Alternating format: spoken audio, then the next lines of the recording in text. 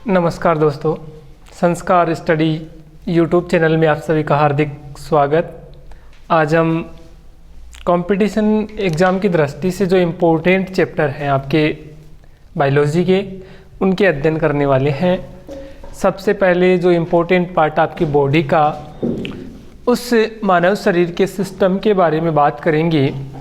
इस सिस्टम में कुछ भाग बने हुए हैं, जिनमें आपका फर्स्ट है पाचन तंत्र, सेकंड है श्वसन तंत्र, नंबर 3 पे आता है आपका उत्सर्जन तंत्र, नंबर 4 पे आता है आपका रुधिर परिसंचरण तंत्र।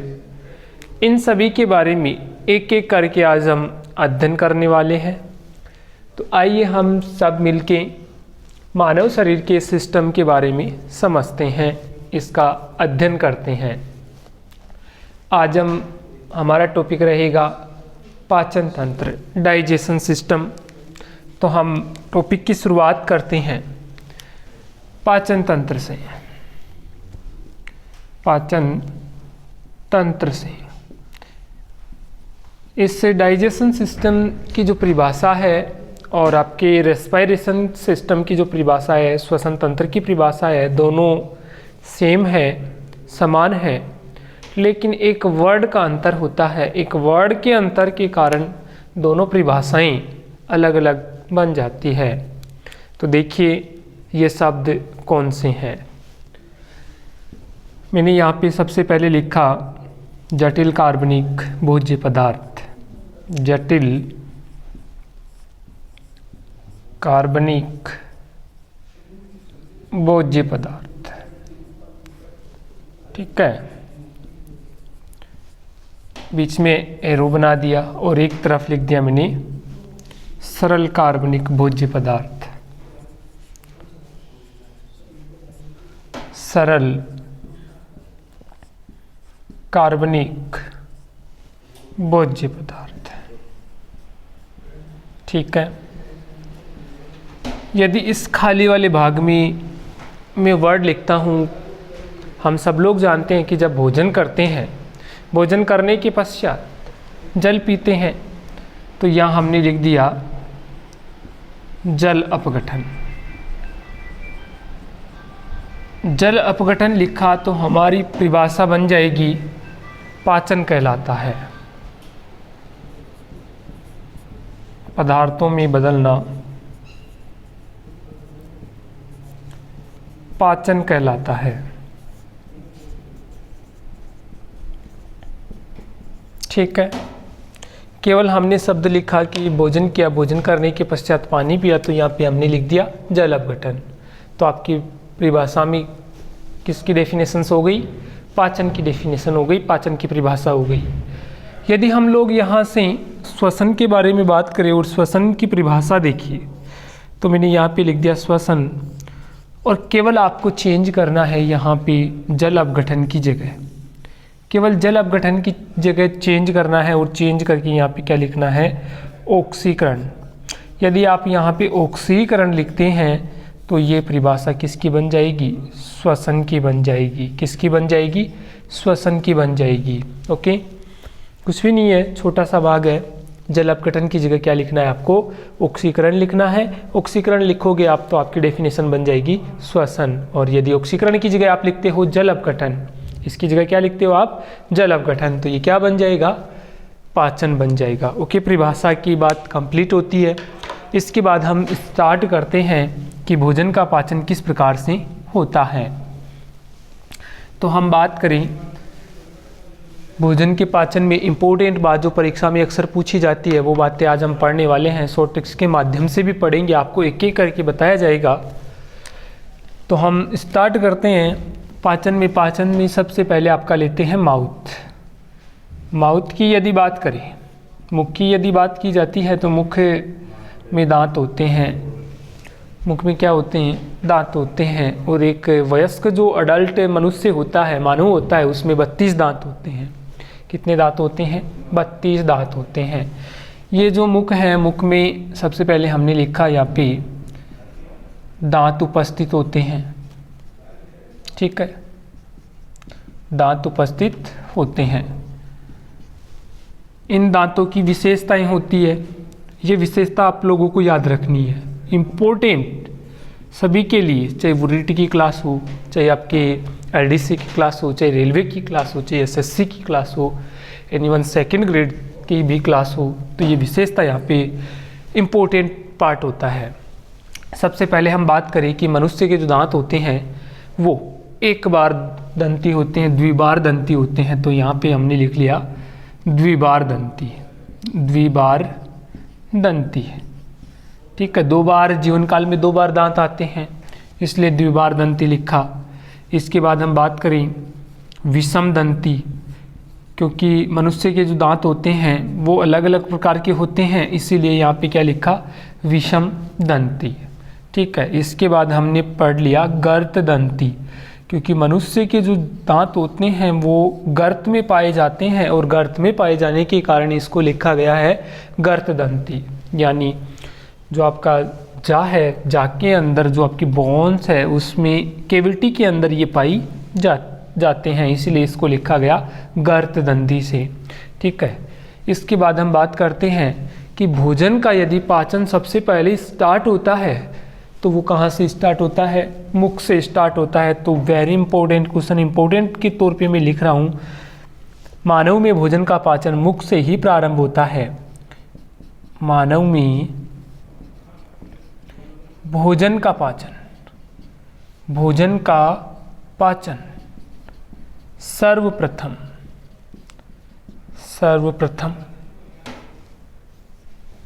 मुख से प्रारंभ होता है, मुख से प्रारंभ होता है। कहाँ से प्रारंभ होता है, मुख से प्रारंभ होता है। इंपॉर्टेंट लाइन है, फिर से आप लोगों को मैं कह रहा हूँ, आया हुआ प्रश्न है आपके राजस्थान पुलिस में, इसलिए बार बार से इस क्वेश्चन पे जोर दिया गया है। मानव में भोजन का पाचन सर्वप्रथम कहाँ से स्टार्ट होता है, मुख से स्टार्ट होता है। इसके बाद हम बात करते हैं, यहाँ पे आ जाते हैं कि जो मनुष्य में दांत पाए जाते हैं, जो भोजन को चीरते हैं, फाड़ते हैं, चबाते हैं, इनके भी कार्य होते हैं।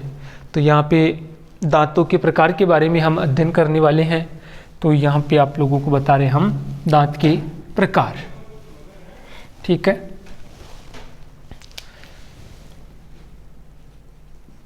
दांतों के प्रकार, यहाँ पे 4 प्रकार के दांत होते हैं। मानव में कितने प्रकार के दांत होते हैं, 4 प्रकार के। मानव में 4 प्रकार के दांत, 4 प्रकार के दांत, 4 प्रकार के जो दांत हैं ये कौन कौन से हैं, सबसे पहले बात कर लेते हैं हम कृंतक यानी काटने वाले, कृंतक। नंबर 2 पे है रदनक, नंबर 3 पे है अग्रचवर्णक,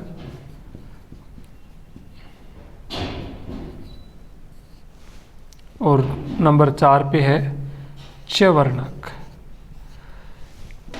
तो 4 प्रकार के दांत हो गई।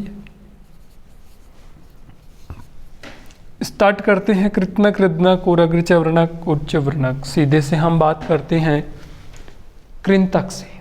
कृंतक से लिया जाए तो ये 2 ऊपर और 2 नीचे वाले भाग में होते हैं, ठीक है। इसका जो कार्य होता है मुख्य रूप से यहाँ मैंने लिख दिया कार्य, तो ये काटने का या कुतरने का काम करते हैं। किसका काम करते हैं, काटने का, ठीक है। इंसीजर, इन कृंतक को बोला जाता है इंसीजर। इंसीजन टीथ के नाम से जाना जाता है। ये काटने का कार्य करते हैं, भोजन को काटने का काम करते हैं। रदनक होते हैं, भोजन को चीरने और फाड़ने का काम करते हैं, भोजन को चीरने व फाड़ने का, चीरने व फाड़ने का कार्य कौन करते हैं, कैनाइंस करते हैं, जिसे आप बोलते हैं रदनक। कैनाइंस जो दांत होते हैं वो भोजन को चीरने और फाड़ने का काम, ये भी आपके कॉम्पिटिटिव एग्जाम में आ चुका है। राजस्थान पुलिस में ये प्रश्न आपका पुटअप हो चुका है, ओके। तो इसको ध्यान दीजिए, चीरने और फाड़ने का कार्य करने वाले दांत कौन से होते हैं, आपके रदनक होते हैं। अग्रचवर्णक और च्यवरनक, इन दोनों का सेम कार्य होता है। ये भोजन को चबाने और पीसने का काम करते हैं। भोजन को चबाने व पीसने का काम, चबाने व पीसने का काम, पीसने का कार्य करते हैं। कौन? अग्रच्यवरनक और च्यवरनक। देखिए, दांत के प्रकार आपको याद नहीं हो तो एक छोटे से ट्रिक्स के माध्यम से, मैंने कहा था कि आपको छोटे से ट्रिक्स के माध्यम से मैं बताने वाला हूँ। वो ट्रिक्स है, एक बार क्या हुआ, वर्तमान समय में आपके जो पीएम साहब है वो कौन है? नरेंद्र मोदी जी। तो मैंने कहा IC, मैंने देख लिया किसको? पीएम मोदी को। किसको देख लिया? पीएम मोदी को। जब आप पीएम मोदी को देख सकते हो तो वार्तालाप करने की इच्छा तो होती है, तो हम वार्तालाप भी कर रहे हैं यहाँ पे। तो वार्तालाप करना है, हमें इनसे बात करनी है तो पहले परमिशन लेना पड़ेगा। परमिशन लेने के लिए इनके कोड नंबर थे, और कोड नंबर कितने थे? 21 और 23 इनके कोड नंबर थे। यानी इसका मतलब ये हुआ, जो आपके इंसाइजर दांत थे, आपके कृंतक दांत थे, उनकी संख्या 2, ऊपर वाले जामे और नीचे वाले जामे। तो ठीक है, इसी प्रकार से जो आपके रदनक कैनाइंस थे उनकी संख्या 1-1 थी, अग्रच्यवरनक की संख्या 2-2 थी और मोलर की संख्या 3-3 थी। ठीक है, ये जो आपके मोलर दांत होते हैं, प्री मोलर नहीं, मोलर, इनको विजडम टीथ के नाम से यानी अक्कल दाढ़ के नाम से जाना जाता है। इम्पोर्टेंट क्वेश्चन है भी, इम्पोर्टेंट क्वेश्चन कि कौन से दांत होते हैं जो अक्कल दाढ़ कहलाते हैं? अक्कल दांत, इनको बोलते हैं wisdom teeth, wisdom teeth. Wisdom teeth के नाम से जाने जाते हैं, अक्कल दांत के नाम से जाने जाते हैं कौन से दांत? च्यवरनक। और च्यवरनक का भी कौन सा? तीसरे नंबर का जो दांत होता है वो विजडम टीथ के नाम से जाना जाता है। ओके, तो ये शॉर्ट फॉर्मूला है ICPM मोदी 21-23 इनके कोड नंबर। जब 2 से इसको मल्टीपल किया जाता है तो 16 वाले भाग ऊपर आते हैं और 16 वाले नीचे भाग आ जाते हैं, और कुल दांतों की संख्या कितनी हो जाती है? 32। तो एक जो वयस्क अडल्ट मनुष्य होता है उसमें दांतों की संख्या कितनी होती है? 32 होती है। फिर से एक बार से रिपीट करके बता रहा हूँ, जो एग्ज़ाम की दृष्टि से इम्पोर्टेंट है। सबसे पहले, भोजन का पाचन कहाँ से प्रारंभ होता है? माउथ से प्रारंभ होता है।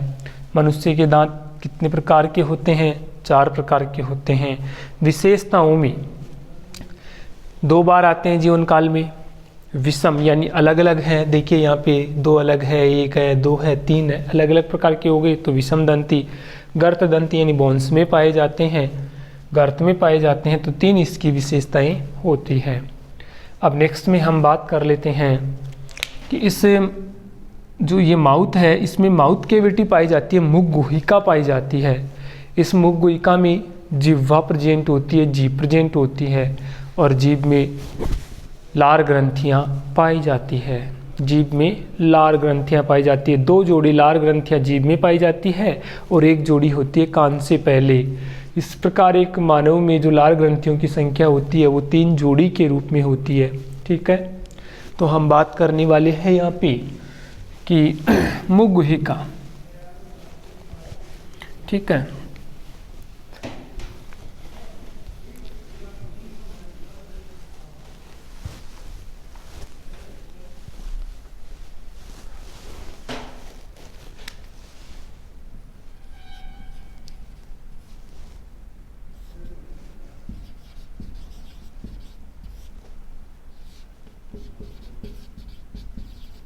ओके, चलो स्टार्ट करते हैं। नेक्स्ट में यहाँ से माउथ हो गया, मुख हो गया, मुख के बाद आता है आपका मुख गुहिका। मुख के बाद का जो भाग होता है केविटी के रूप में होता है मुख गुहिका। मुख गुहिका में आपके जिह्वा प्रेजेंट होती है, तालु आपका भाग इसमें उपस्थित होता है। तो नंबर 2 पे हम बात करने वाले हैं जीभ।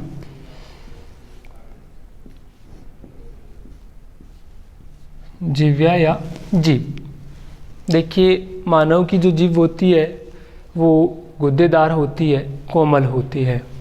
कैसी होती है? गुद्देदार। मानव की जिह्वा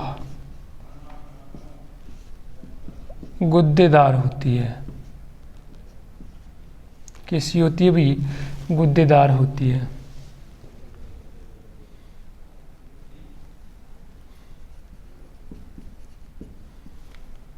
मांसल होती है। ठीक है। इसके बाद इसमें बात करें तो स्वाद कलिकाएं प्रेजेंट होती है। स्वाद कलिकाएं पाई जाती है। स्वाद कलिकाएं उपस्थित होती है। जीभ में उपस्थित जो आपकी स्वाद कलिकाएं हैं वो एक ही है। ठीक है। एक जाम में पाई जाती है, एक कान से पहले पाई जाती है और एक जिह्वा में पाई जाती है। तो यहाँ पे बात करते हैं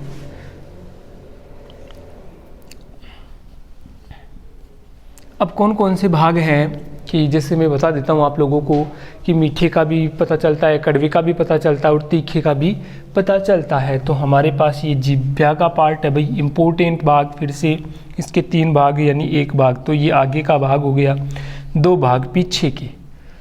2 नंबर पे भाग ये तो पीछे का हो गया, ये आगे का भाग हो गया और ये पार्श्व भाग हो गया।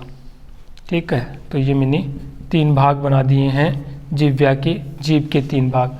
आगे के वाले भाग की बात करें तो इससे मीठे का पता लगता है। किससे? मीठे का पता लगता है।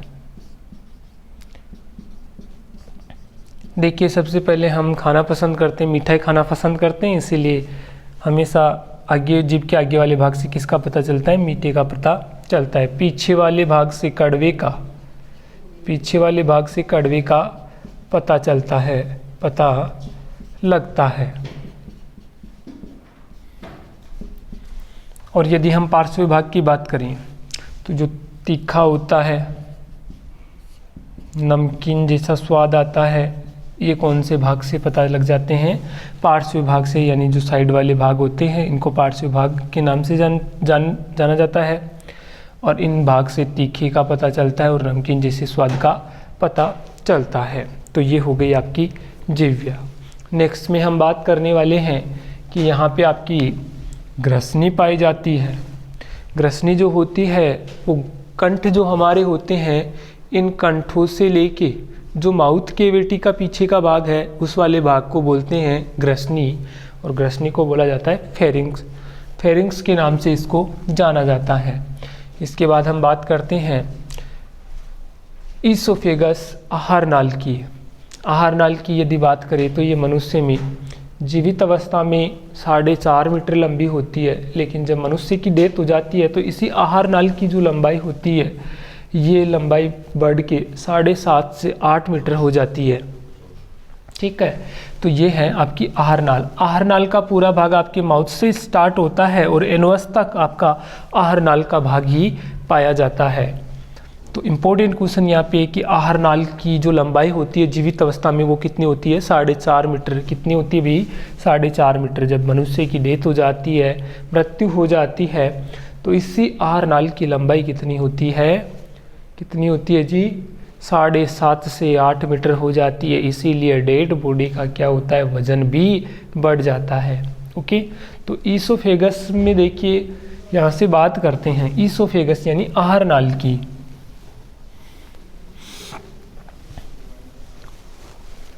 आहार नाल की बात करते हैं यहाँ पे। आहार नाल, ईसोफेगस, ईसोफेगस। आहार नाल की बात करें तो इसकी लंबाई जीवित अवस्था में, जीवित अवस्था में इसकी लंबाई 4.5 मीटर से 5 मीटर तक होती है। ठीक है।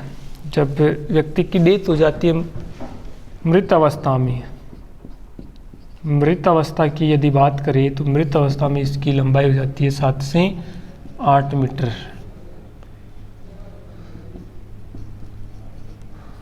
7 से 8 मीटर होती है। नंबर 2 पे हम बात करते हैं कि आहार नाल में क्रमांक कुंचन गति पाई जाती है। ये क्रमांक कुंचन गति क्या होती है? धीरे धीरे स्वतः अपने आप से, ठीक है, एक के बाद एक। तो यहाँ पे इम्पोर्टेंट लाइन के रूप में आहार नाल में कौन सी गति पाई जाती है? आहार नाल में क्रमांक कुंचन गति पाई जाती है। कौन सी गति? क्रमांक कुंचन गति पाई जाती है।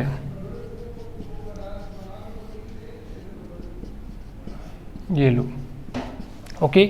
आहार नाल में कौन सी क्रमांक कुंचन गति पाई जाती है? आया हुआ प्रश्न है, फिर से मैंने पुटअप कर दिया है। आहार नाल में कौन सी गति? क्रमांक कुंचन गति, यानी ऐसे इसमें जेड प्रकार के जिग के रूप में ये पाई जाती है। पहले भोजन यहाँ से यहाँ आता है, फिर पीछे की तरफ ये जाती है, भोजन यहाँ जाता है, फिर यहाँ आता है, फिर भोजन यहाँ, फिर यहाँ से यहाँ। तो इस प्रकार से इसमें क्रमांक कुंचन यानी एक के बाद एक गति पाई जाती है। तो ये है क्रमांक कुंचन गति। आगे हम बात करते हैं आपके नेक्स्ट में हम लेते हैं आपका भाग ले लेते हैं आपकी यहाँ पे पाचन ग्रंथियाँ ले लेते हैं, ठीक है। तो अब इस सिस्टम को पाचन तंत्र को दो भागों में बांट लिया हमने अध्ययन की दृष्टि से। एक तो आपकी है पाचन ग्रंथियाँ, ठीक है, जहाँ से भोजन का पाचन होता है, जहाँ से भोजन का पाचन होता है। एक सहायक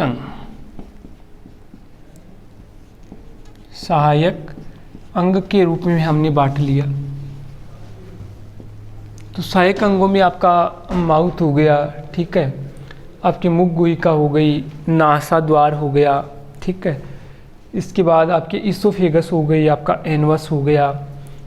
ये जो जितनी भी आती है भाग, ये होती है सहायक अंगों के रूप में। पाचन ग्रंथियों में सबसे पहले हम बात करते हैं तो यहाँ आती है आपकी लार ग्रंथियाँ। कौन आती भी? लार ग्रंथियाँ। लार ग्रंथियों की संख्या कितनी? 6 होती है संख्या में तो, लेकिन जोड़ी में कितनी? 3 जोड़ी। कितनी जोड़ी? 3 जोड़ी। संख्या की यदि बात की जाए पाचन ग्रंथियों में तो संख्या कितनी हो जाएगी? 6 हो जाएगी। और यहाँ से प्रश्न आपका राजस्थान पुलिस में भी पुटअप हुआ था, रिट में भी आपका प्रश्न आया हुआ है लार ग्रंथियों से। इसके बाद नंबर 2 पे यदि बात करते हैं तो वो आता है आपका आमाशय। आमाशय में भी भोजन का पाचन होता है, इसीलिए ये क्या है? पाचन ग्रंथि है। इसके बाद हम बात करते हैं अग्नाशय। अग्नाशय से भी भोजन का क्या होता है? अग्नाशय रस से भोजन का पाचन होता है, ठीक है। इसके बाद हम बात करेंगे छोटी आंत।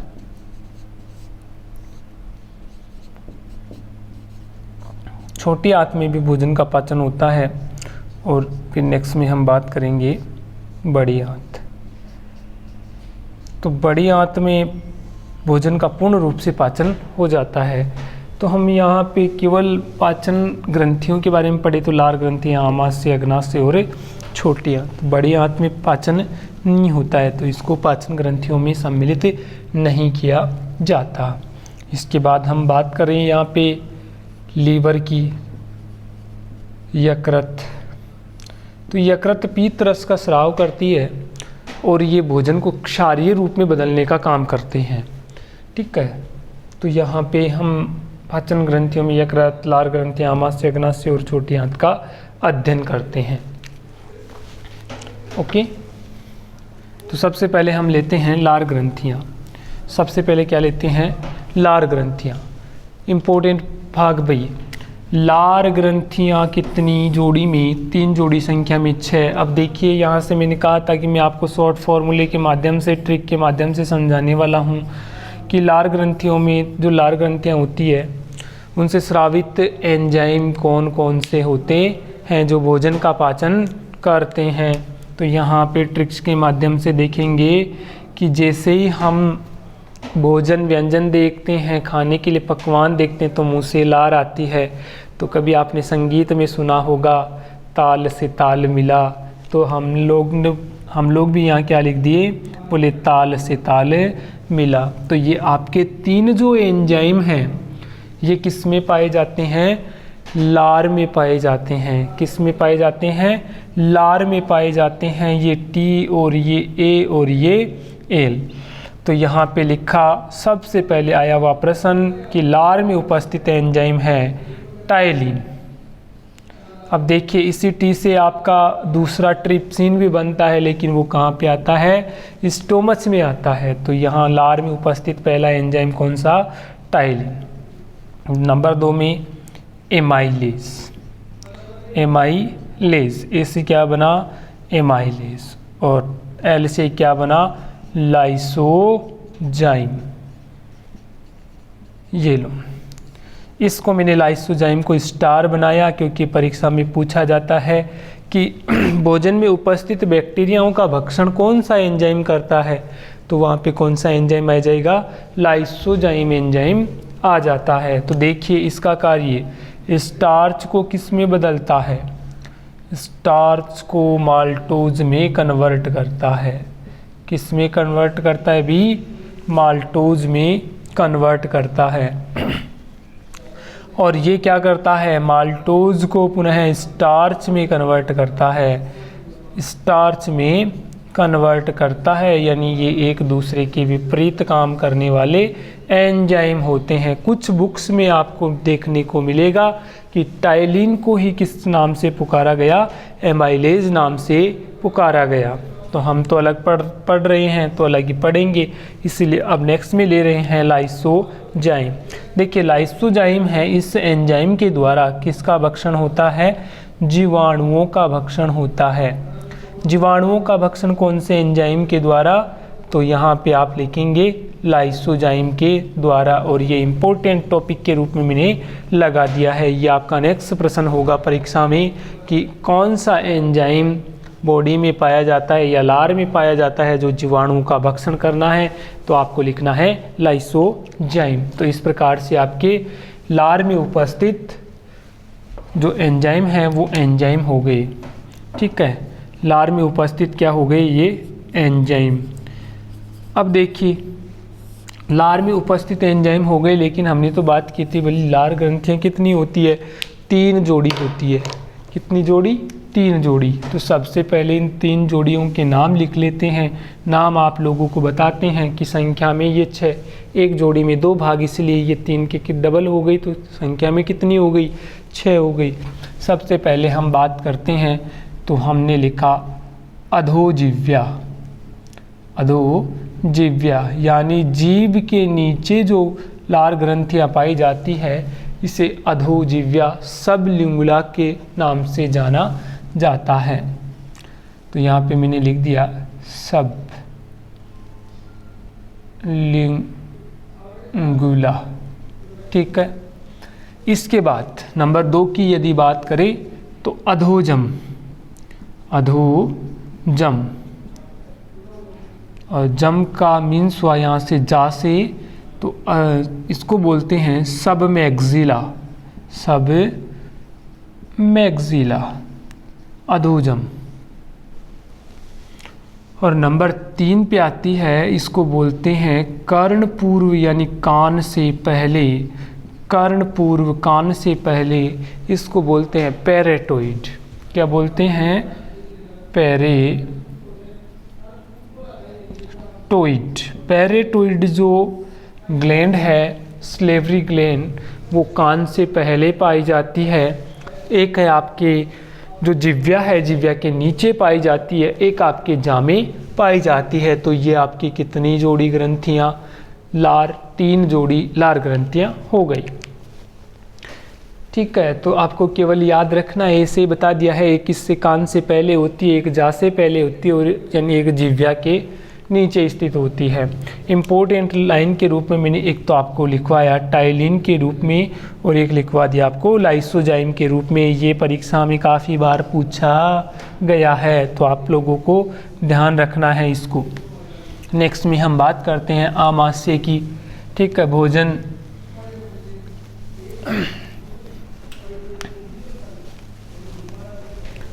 आमाशय की बात करते हैं। स्टोमच, आमाशय, भोजन के पाचन के लिए इम्पोर्टेंट भाग, जहाँ से एंजाइम्स के रूप में, हार्मोन्स के रूप में, एंजाइम के रूप में आपका भोजन पाचन प्रारंभ होता है, वो है आपका आमाशय। देखिए, ये मैंने जो आमाशय बनाया है ये जे के आकार का होता है, ऐसा होता है, और इसके 3 भाग होते हैं इम्पोर्टेंट भी। आमाशय में भोजन का पाचन, तो यहाँ पे इसके 3 भाग मैंने बताए। इन 3 भागों के नाम आप लोगों को अवश्य याद हो जाएंगे। देखिए, आज आप एलईडी जो देख रहे हैं वो आज के नाम में एलईडी बोलते हैं इसको। जब पीछे का वर्जन थोड़ा देखिए तो CFL के नाम से, तो हम लोग ने भी यहाँ क्या लिख दिया CF और L को हमने क्या बना दिया P बना दिया। तो हमारे ये आमाशय के 3 भाग बन गए, और इसको बोलते हैं कार्डिक, फंडिक, और ये बन गया आपका पाइलोरिक। ठीक है, तो आमाशय के कितने भाग हो गए? 3 भाग हो गए, कार्डिक, फंडिक और पाइलोरिक। आमाशय में जो भोजन होता है वो 3 से 4 घंटे उपस्थित होता है। भी इम्पोर्टेंट लाइन है, नोट करना। 3 से 4 घंटे यदि भोजन होगा तो वो सड़ेगा, क्योंकि उसका डाइजेशन हो रहा है। जब ये भोजन यहाँ पे आमाशय में 3 से 4 घंटे उपस्थित होता है, प्रेजेंट होता है, उसके बाद ये सड़ता नहीं है, तो इसका रीजन है भाई, आमाशय की जो दीवारें होती हैं उसमें 3 प्रकार की कोशिकाएं प्रेजेंट होती है। एक होती है श्लेष्मा कोशिकाएं, एक होती है ऑक्जेंटिक, और नंबर 3 पे होती है पैराइटल। तो हम बात करते हैं पैराइटल की, ऑक्जेंटिक की। तो यहाँ से HCl हार्मोन स्रावित होता है। ठीक है, HCl एंजाइम, सॉरी हार्मोन नहीं, एंजाइम, हार्मोन नहीं है, एंजाइम। HCl एंजाइम स्रावित होता है। ये HCl एंजाइम होता है भोजन को सड़ने से बचाता है, भोजन को सड़ने से बचाता है, सड़ने से बचाता है। अब बात करते हैं कि जो आपके आमाशय की ये दीवारें हैं, ये दीवार जो है, यहाँ मैंने लिख दिया आमाशय की दीवार, आमाशय की दीवार। इन दीवारों में कोशिकाएं प्रेजेंट होती है। ये एक तो होती है श्लेष्मा का स्रावित करने वाली, तो श्लेष्मा कोशिका। ठीक है, एक होती है ऑक्जेंटिक, और एक होती है पैराइटल। तो यहाँ पे ये तो श्लेष्मा लसलसा बनाएगी, लेकिन ऑक्जेंटिक होती है इससे के द्वारा HCl। तो आपको पता होगा कि बॉडी में HCl आता कहाँ है, तो बॉडी के आपका आमाशय का जो पार्ट है, आमाशय में जो दीवारें प्रेजेंट हैं, इन दीवार में ऑक्जेंटिक कोशिकाएं उपस्थित होती है। इन ऑक्जेंटिक कोशिकाओं के द्वारा HCl एंजाइम का क्या होता है, स्राव होता है। एंजाइम का क्या होता है, स्राव होता है। कौन सी कोशिकाओं के द्वारा, ऑक्जेंटिक कोशिकाओं के द्वारा। इसके बाद आमाशय में भोजन का पाचन होना है, तो यहाँ पे एक प्रोटीन पाचन के लिए पेप्सिन होगा।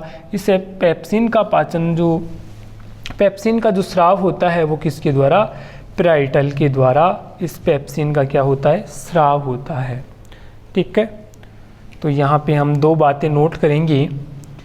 अक्सर ऑक्जेंटिक का ध्यान रखना है कि HCl एंजाइम कहाँ से आता है बॉडी में, तो आपको लिखना है आमाशय की दीवारों में ऑक्जेंटिक कोशिकाएं पाई जाती है। इन ऑक्जेंटिक कोशिकाओं के द्वारा HCl एंजाइम का स्राव होता है।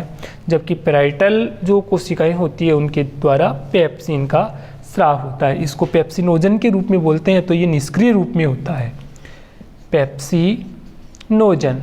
और पेप्सिनोजन कौन से रूप में होता है? निष्क्रिय रूप में होता है। इसको सक्रिय रूप में बदला जाता है पेप्सिन में। और पेप्सिन को सक्रिय रूप में बदलने का काम कौन करता है? HCl एंजाइम ही इसको सक्रिय रूप में बदलने का काम करता है। तो हम बात कर रहे थे आमाशय की। आमाशय के 3 भाग हमने पढ़े। भोजन 3 से 4 घंटे।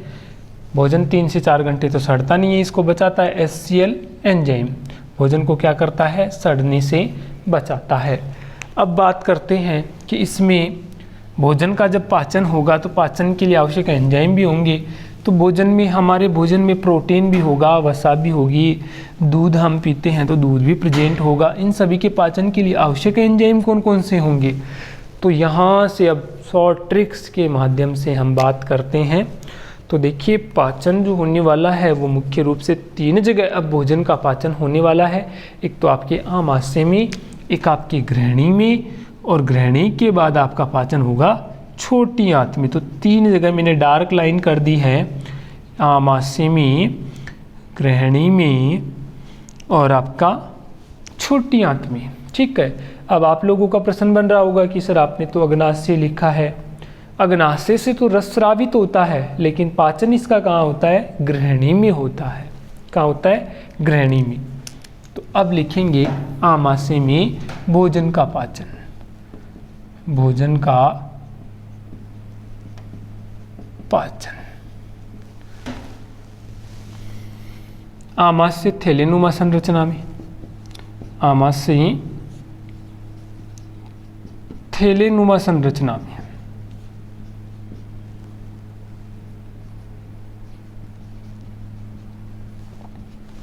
नंबर 2 की बात करें, सबसे पहले यहाँ पे किसका पाचन होता है? प्रोटीन का। इसके बाद हम बात करें नंबर 2 पे, तो यहाँ पे होगा वसा का। ठीक है। और नंबर 3 पे बात करते हैं दूध का। ठीक है। तो 3 भागों में 3 जगह पाचन होने वाला है। सबसे पहले प्रोटीन का पाचन। तो आप लोग जब छोटे बच्चे थे, खाना खाने के लिए भूख लगी तो आपने हाथ भी नहीं धोया और सीधे कहाँ घुस गए आप? रसोई में। रसोई में जैसे आप गए तो आपकी अम्मा ने आपको देख लिया और देखते ही आपकी क्या कर दी? पिटाई कर दी। तो यहाँ जब 3 एंजाइम प्रोटीन पाचन के लिए होंगे तो बोले क्या कर दी? पिटाई कर दी। तो प्रोटीन पाचन के लिए 3 आवश्यक एंजाइम हो गई। तो प्रोटीन के लिए सबसे पहले आमाशय में तो क्या हो जाएगा? पेप्सिन। ठीक है। अब देखते बात करते हम प्रोटीन का जब पाचन हुआ तो यहाँ पेप्टोन्स यानी छोटे छोटे कण बन गए। पेप्टोन्स, पेप्टोन्स के साथ सह उत्पाद के रूप में बनता है आपका प्रोटियोजिज। प्रोटियोजिज। ठीक है। वसा, याद कर लीजिए, चाहे आपका आमाशय हो, चाहे आपकी ग्रहणी हो, चाहे आपकी छोटी आंत हो, तीनों जगह वसा पाचन के लिए केवल एक एंजाइम काम में आएगा और उस एंजाइम का नाम है लाइपेज। भूलना नहीं है आप लोगों को। लाइपेज एंजाइम जो होता है, यहाँ से आपके फर्स्ट ग्रेड में प्रश्न आया, सेकंड ग्रेड में भी आया। ठीक है। तो यहाँ से देखिए, लाइपेज एंजाइम जो होता है वो वसा का पाचन करता है। तो वसा का पाचन जैसे ही होता है तो क्या बनता है? वसीय अम्ल। वसीय अम्ल प्लस क्या बन जाता है? गिल्सरोल बन जाता है। क्या बन जाता है भी? गिल्सरोल बन जाता है। अब इस फर्स्ट ग्रेड का एग्ज़ाम है तो सीधा तो पूछने वाला नहीं है। ठीक है। फर्स्ट पेपर में प्रश्न था तो इसने थोड़ा सा चेंज किया कि जो साबुन होते हैं वो किसके सह उत्पाद से मिलकर बने होते हैं। तो हमारा आंसर क्या था? गिल्सरोल था। हमारा आंसर क्या था? गिल्सरोल था। ठीक है। तो ये परीक्षा में आपके आया हुआ है और फर्स्ट ग्रेड की जो एग्ज़ाम थी उसमें फर्स्ट पेपर में पूछा गया था। तो देख लीजिए, एक छोटा सा प्रश्न जो आपके 10वीं क्लास का प्रश्न होता है, आपके छोटे से जैसे रिट में आ गया, पटवार में आ गया, आपके राजस्थान पुलिस में आ गया, वो छोटा प्रश्न कहाँ पहुँच लिया गया? फर्स्ट ग्रेड में। थोड़ा सा ध्यान रखेंगे आप लोग। यहाँ से नया प्रश्न जो बन रहा है कि सह उत्पाद, प्लस के बाद जो उत्पाद बनता है उसको बोला जाता है सह उत्पाद। अब दूध के लिए क्या होता है, रेनिन। क्या होता है, रेनिन। ये जो रेनिन होता है वो दूध का पाचन करता है। तो सबसे पहले हम यहाँ बात करेंगे, रेनिन जब दूध का पाचन करता है तो दूध का पाचन होते ही ये रेनिन, दूध होता है घुलनशील, ठीक है। अब इसको किस में बदल लेगा, ये अघुलनशील में। तो सबसे पहले यहाँ पे हमने लिख दिया, रेनिन दूध को कैल्शियम पेराकेसिनेट के रूप में बदल देता है। कैल्शियम पेराकेसिनेट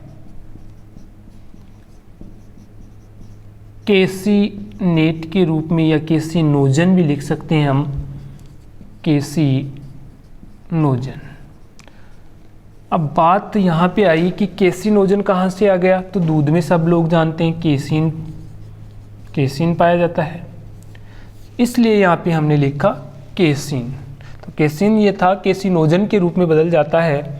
और कैल्शियम, दूध में कैल्शियम होता है, तो ये जो रेनिन जो आपका होता है वो दूध को अघुलनशील पेराकेसिनेट के रूप में बदल देता है। अघुलनशील कैल्शियम पेराकेसिनेट के रूप में बदलता है। तो इस प्रकार से आपका जो भोजन का पाचन हुआ वो कहाँ हो गया, आमाशय में हो गया। आपको कुछ भी याद नहीं रखना, छोटी सी बात ध्यान में रखनी है। एक तो सह उत्पाद क्या होते हैं, ये प्रश्न बन रहा है आजकल जो भी एग्ज़ाम चल रहे हैं उसमें। तो यहाँ पे हम बात करते हैं कि प्लस के बाद जो उत्पाद बनेगा वो सह उत्पाद कहलाता है। और सबसे ज़्यादा आपको ध्यान में रखना है ये वाला रीट में आ चुका है, ये भी आ चुका है आपके। अब नेक्स्ट में हम देख रहे हैं पैंक्रीज, अग्नाशय। अग्नाशय पाचन ग्रंथि होती है मिक्सर ग्लैंड के रूप में। नेक्स्ट में हम देख रहे थे कि जो आपका अग्नाशय है, इस अग्नाशय में भोजन का पाचन नहीं होता। पाचन तो कहाँ होता है, ग्रहणी में होता है। फिर हम पढ़ रहे थे कि जो अग्नाशय रस हैं वो सबसे शक्तिशाली रस हैं, ठीक है। ये प्रोटीन का भी पाचन करते हैं, ठीक है, वसा का भी पाचन करते हैं। तो हम नेक्स्ट में पढ़ते हैं नंबर 2 पे, ग्रहणी में पाचन। नंबर 2 कहाँ आ जाएगा, ग्रहणी में पाचन, ठीक है। ग्रहणी के पाचन की बात करते हैं तो वही प्रोटीन का पाचन होगा, प्रोटीन के बाद वसा का होगा, और वसा, ये 2 ही पाचन होते हैं कहाँ पे, ग्रहणी में। तो देखिए हमने पढ़ा था पीटाई, यही पढ़ा था। तो प्रोटीन पाचन के लिए ये सारे के सारे कौन से एंजाइम के पाचन के लिए, कौन से एंजाइम है, प्रोटीन पाचन के लिए आवश्यक एंजाइम है। तो पेप्सिन हो गया नंबर 2 पे, ट्रिप्सिन। तो प्रोटीन का पाचन ग्रहणी में कौन से एंजाइम के द्वारा होता है, ट्रिप्सिन के द्वारा होता है। किसके द्वारा होता है, ट्रिप्सिन के द्वारा होता है। और वो ही यहाँ पे पेप्टोन्स तो बनने वाले हैं, पेप्टोन्स के साथ साथ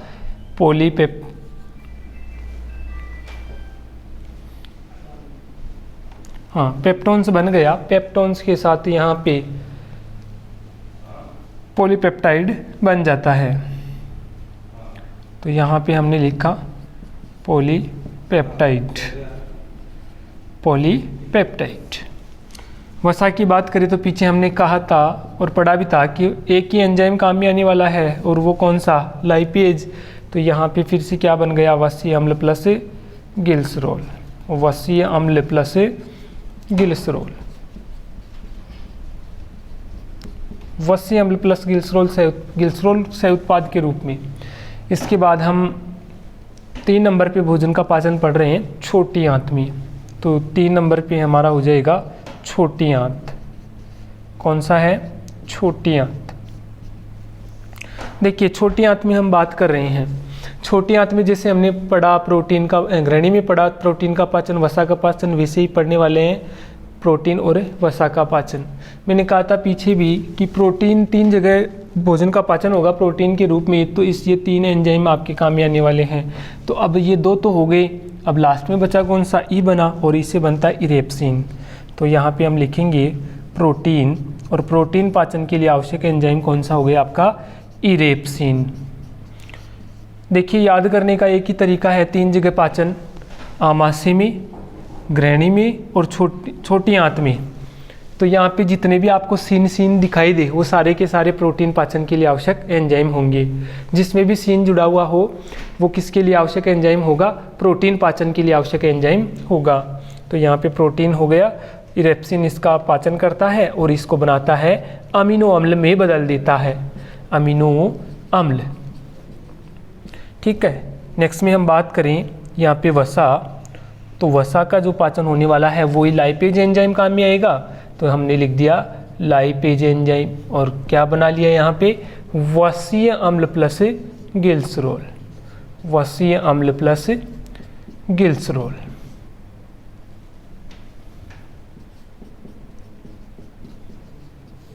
ओके, अब देखिए बड़ी आंत में पाचन नहीं होता, बड़ी आंत में केवल अवशोषण होता है।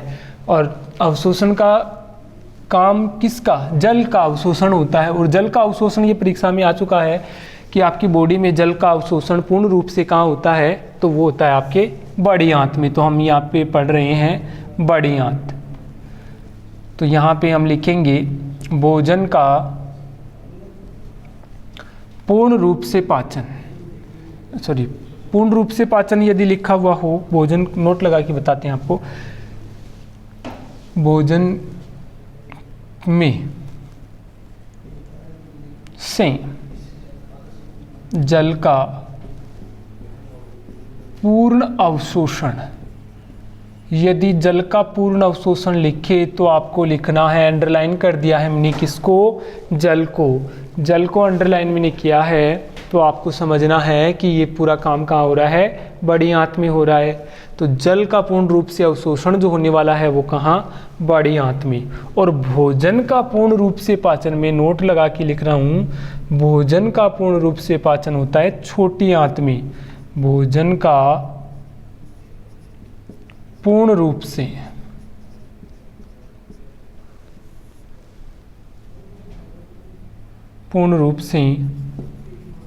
पाचन छोटी आंत में, छोटी आंत में। अब देखिए यहाँ भोजन में मैंने ले लिया स्पेशल, क्या ले लिया, वसा। तो आपका इम्पोर्टेंट प्रश्न बन गया कि वसा का पूर्ण रूप से पाचन, भोजन में क्या प्रेजेंट थी, लास्ट में वसा, वसा का पूर्ण रूप से पाचन कहाँ हो जाएगा। तो आप इसको कंबाइंड करके लिखेंगे कि वसा का पूर्ण रूप से पाचन कहाँ होता है, छोटी आंत में। अभी एग्जाम में प्रश्न आया हुआ है, ये एग्जाम में प्रश्न आया हुआ है कि वसा का पूर्ण रूप से पाचन कहाँ होता है, छोटी आंत में होता है। इस प्रकार से आपका ये पाचन पूरा होता है। और लास्ट में जो दो भाग बचे आपके, कि लीवर बच गया साहब, लीवर क्या काम करता है देखिए। अब लीवर के कार्य भी बता देते हैं आप लोगों को।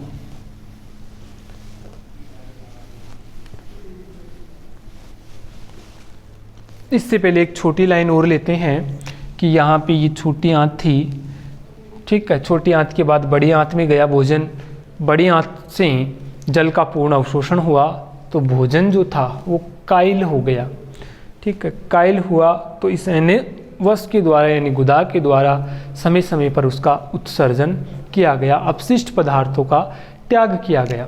तो गुदा केवल कार्य करता है अपशिष्ट पदार्थों को त्यागने का। अब हम बात करते हैं जी यकृत की। सबसे पहले तो हम बताएंगे आपको लीवर, इस लीवर को ही बोलते हैं जिगर, ठीक है जी। शरीर की सबसे बड़ी यदि कोई ग्रंथि है, शरीर की सबसे बड़ी यदि कोई ग्रंथि है तो वो आपकी यकृत। तो सबसे पहले हमने लिखा शरीर की सबसे बड़ी ग्रंथि, शरीर की सबसे बड़ी ग्रंथि, सबसे बड़ी ग्रंथि, बड़ी ग्रंथि कौन सी है आप बताएंगे, यकृत। कौन सी है, यकृत। यदि यहाँ पे चेंज कर दे इस वर्ड को कि शरीर की सबसे बड़ी, अंतः शब्द जोड़ दे, क्या जोड़ दे, अंतः, और अंतःस्रावी के रूप में लिख दे, बोले अंतःस्रावी ग्रंथि कौन सी है, तो वो होती है आपकी थायराइड ग्रंथि। कौन सी ग्रंथि, थायराइड ग्रंथि। तो शरीर की सबसे बड़ी अंतःस्रावी ग्रंथि तो थायराइड ग्रंथि, और शरीर की सबसे बड़ी यदि ग्रंथि पूछ ले, केवल सबसे बड़ी ग्रंथि, तो वो है आपके लीवर यानी यकृत ग्रंथि। देखिए यकृत ग्रंथि की जो आकृति होती है वो ट्रायंगल के रूप में होती है, त्रिभुज के आकार की होती है।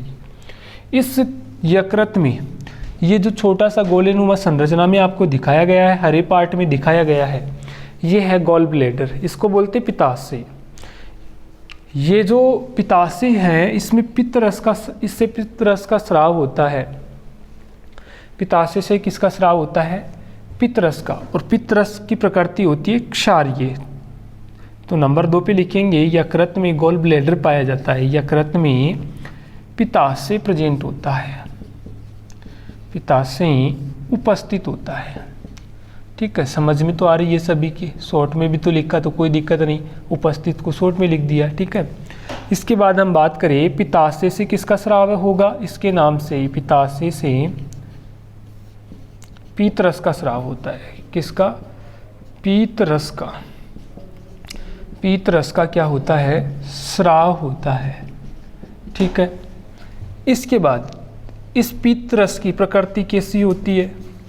क्षारीय। पित्तरस की प्रकृति कैसी होती है जी? क्षारीय होती है, क्षारीय होती है।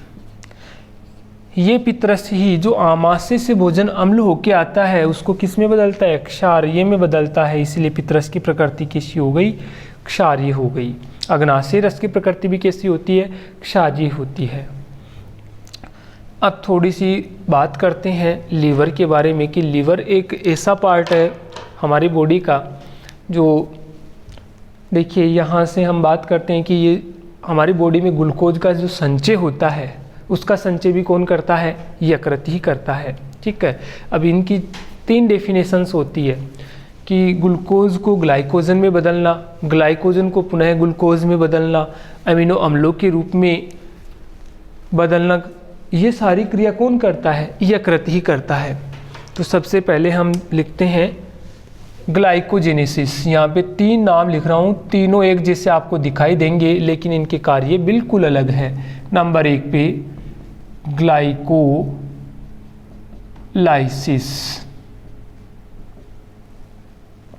ठीक है, ग्लाइकोलाइसिस। ग्लाइकोजेनेसिस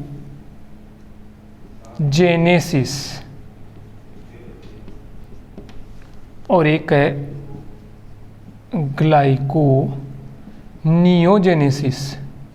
नियोजेनेसिस।